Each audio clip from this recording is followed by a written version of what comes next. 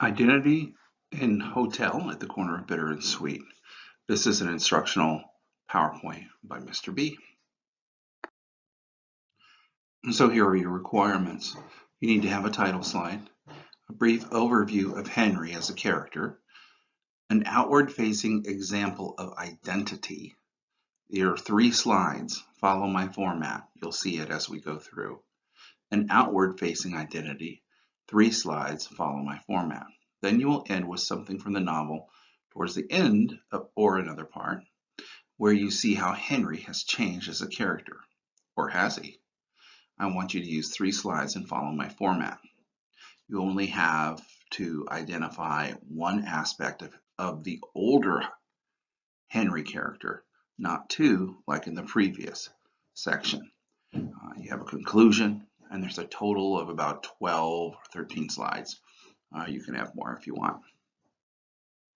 So when you're doing young Henry, you want to describe his identity, discuss who young Henry is, what do you think his personal identity is, give at least 2 examples, one outward-facing identity and one inward-facing identity. So the outward is how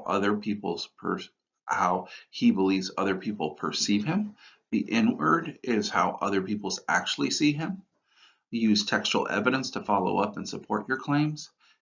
You should include an image to make your presentation more interesting throughout the presentation. Every slide doesn't have to have an image, but try and put a couple in there just to jazz it up. So here's the example of the slide that you're going to do to kind of describe your character. I'm using, as always, I like to use this novel, The Absolutely True Diary of a Part-Time Indian, a book we could not read this year. But anywho, here's a little bit about Junior. Junior is a high school freshman living in Spokane, Washington. He lives on a reservation there and is a member of the Spokane tribe. He's funny, introspective, and sarcastic. He's facing many challenges in the story and growing as a person. Okay, so if you've read the novel, you're doing your reading, if you know the book, this is, you look at this description, it's 3 sentences. So you got this. Start with an outward-facing trait, something your character believes they are and kind of puts out to the universe. So here's another example from essays ATDOAPTI. And it says one thing that is central to the main character in True Diary is that he feels he is an artist. He expresses an identity. He expresses his ideas about who he is through cartoons. He thinks that no matter what your language is, you can understand the language of art. So now you use textual evidence. You follow up with a textual quote that supports your idea, in this case that he's an artist. And it says, so I draw because I want to talk to the world and I want the world to pay attention to me. I feel important. With a pen in my hand, I feel like I might grow up to be somebody important, an artist maybe, famous artist, maybe a rich artist. Then to put a bow on it, you just follow up with more interpretation. Notice that what I've written here is pretty simple. It says this quote demonstrates the art makes him feel important or validated, and he sees it as a key part of who he will be in the future. You can see my thinking in that one sentence. And part of that is because I choose important vocabulary words, and I choose them carefully. So make him feel validated, right? A key part of who he is and wants to be in the future, right? So choose your language carefully and thoughtfully. You don't have to write a lot to say a lot. Now you've done your outward-facing identity. That was 3 slides. Now we're going to do 3 slides for inward-facing identity. How do others see Henry? Remember that people's ideas about what you are can affect how you see yourself or affect you in some way.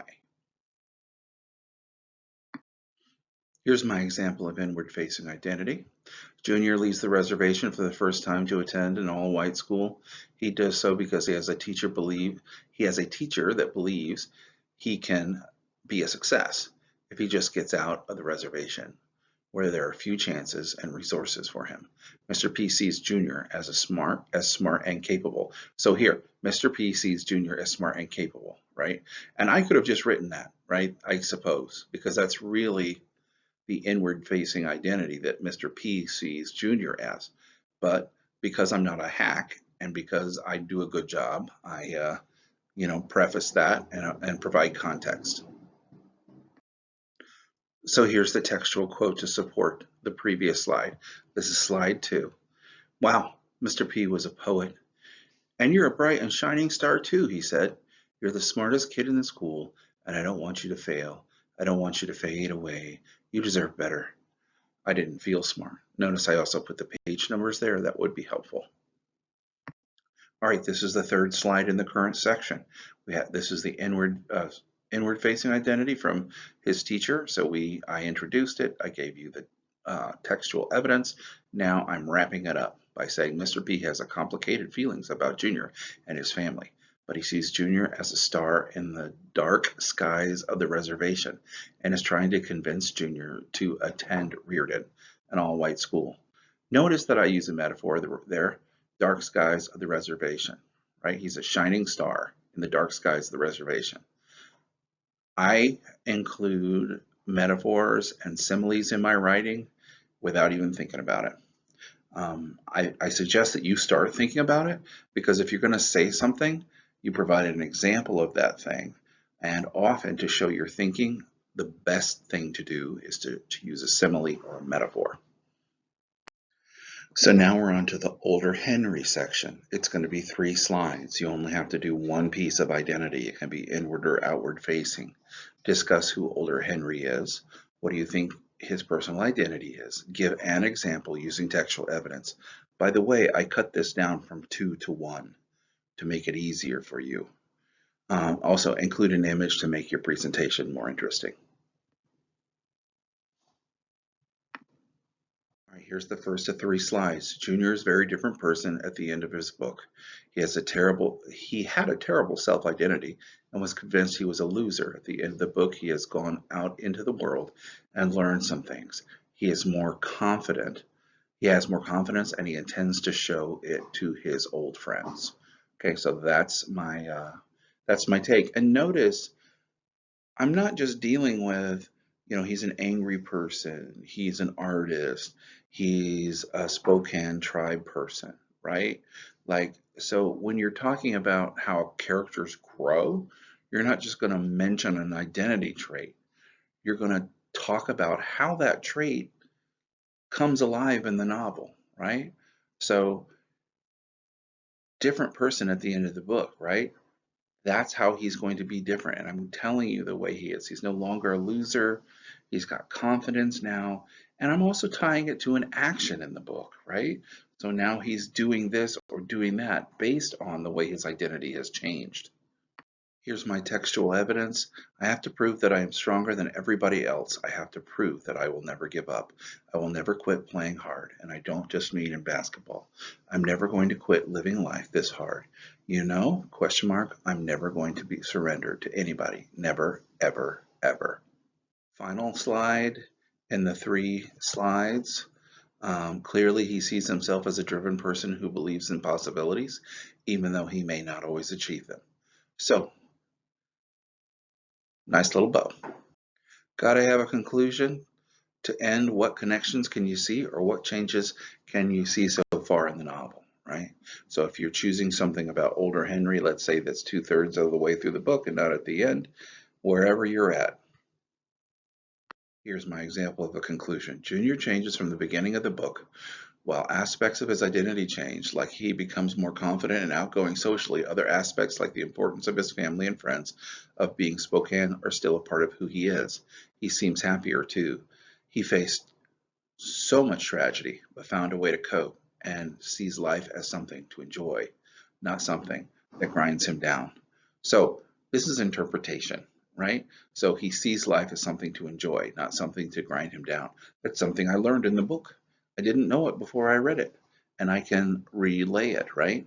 And that's a behavior, an outlook on life, You know, it's a part of his identity, right? So identity is about behaviors, it's about actions, and I want to see your thinking. So don't sweat this. The thing about teachers is we give you these big assignments like you have nothing else going on in your world. So I've extended the due date for additional time. If you are annotating your readings, which you should do with books you read for school, it will make your life easier. And I know my class isn't easy, but that's because of how good you are. I don't give you work that won't help you grow, and that can't happen if everything is always easy. So remember, you got this. Okay, here's the rubric. 180 points. You followed all the format from slide 2. I can clearly see your thinking and analysis. You show analysis through using your examples of behavior and personal outlook and characters or actions taken. And you have used the record function. Goes down from there with fewer items from slide 2 with less analysis, and or if you're just simply stating traits and really not doing any analysis, you lose more points. But notice in the 80 to 60 range, you still have used the record function. Not using the record function really bumps you down to the 60 range, and that's really basic work. Something that no one in this class should do unless they're just turning in a partial assignment. All right, that'll do it for this instructional video. Good luck. Use the rest of your class time today to complete the assignment, and I'll see you on Tuesday.